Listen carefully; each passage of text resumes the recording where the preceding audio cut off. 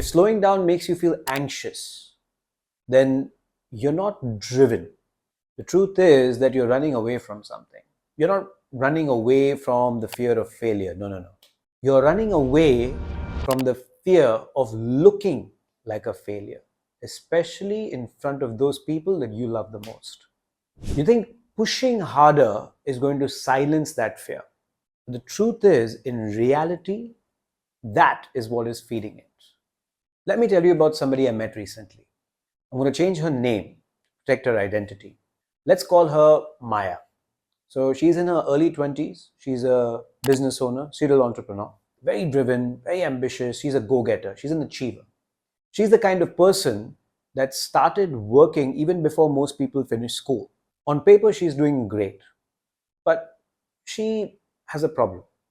Every few months, she crashes out, burns out. So she pushes, then crashes, takes some time away, rebuilds, goes back into the pushing phase, crashes again, and so on and so forth. And she can't take it anymore. She's sick and tired of it because she's taking one step forward, two steps back. One step forward, two steps back. She's still moving forward, but she's getting this creeping feeling that considering that she started so early, she's nowhere close to where she wants to be, to where she sees herself in life.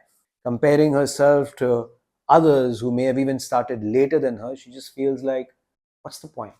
What's the point of putting in so much effort if people who started before me are now doing better?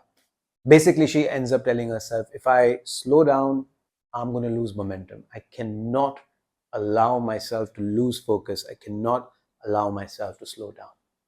But because of that, she always burns out. So we dug deeper into that. It turns out that she's not afraid of slowing down. She's afraid of what slowing down means for her. Because if she wasn't constantly moving forward, hustling forward, that she would have to face the one truth that she's been running away from her entire life. That maybe the sacrifices that she's made in her life, leaving school early, leaving college early, starting working, starting business at the age of 15, all of those sacrifices that she's made means nothing. And that she will eventually end up just like her mother, unseen, unappreciated, dependent, and not secure. So she keeps running, not towards her dream, but away from that image of her mother. So I asked her, what do you think will actually happen, Maya, if you were to slow down? And she says to me immediately, I'd fall behind. I would be a failure in front of my parents, in front of my family. And on top of that, all the sacrifices that I made would be for nothing. And that is when the real fear revealed itself. She wasn't driven by her vision. She was driven by her pain.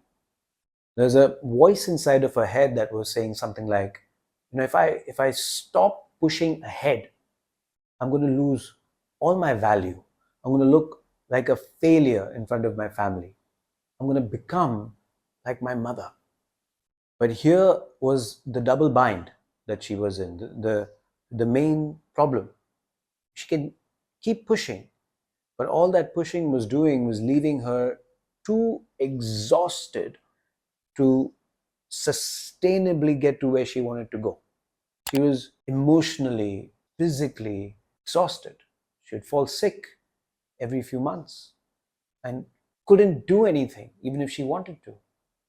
And this very belief that was driving her to work, work, work, work, hustle, hustle, hustle, hustle, no breaks, no distractions, nothing, was creating this pattern that was leading her to her ultimate failure. See, here's the truth. You can either pursue your vision of success from a place of pleasure or from a place of pain. You can either be pleasure driven in life or you can be pain driven. And the thing is that if you want to achieve what you want to achieve, the best people in the world, the most successful people, and I don't mean people who are wealthy or famous, I'm not meaning that people who are wealthy or famous. I mean people who make their success last, who thrive in their success.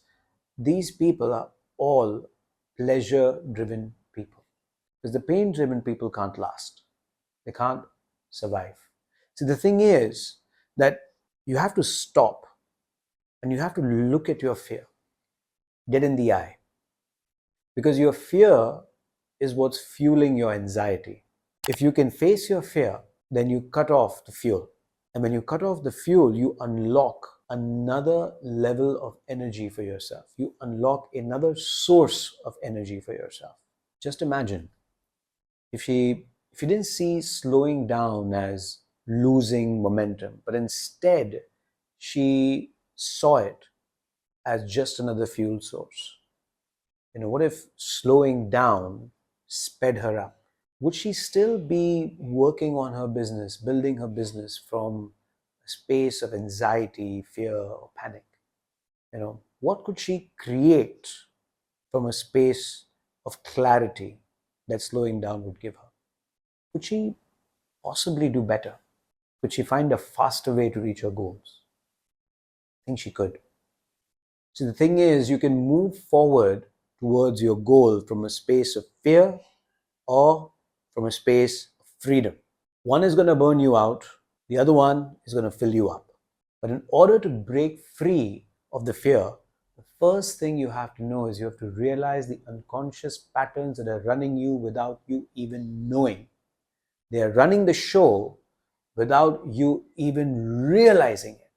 So the first thing is, if you are somebody who wants to also break free, go to the description below. There's a link there that will take you to an assessment. This assessment will tell you exactly the fears that have been running you without you even realizing it. It's a brilliant tool because it will open your eyes and it will show you the mirror of what's really happening. And then from that place of awareness, it'll even tell you what you need to do, the very next step you need to take in order to really create lasting inner transformation in your life. Because the day has come to stop proving your own worth. The day has come to start living your life for real. This is Jay, and I'll see you soon.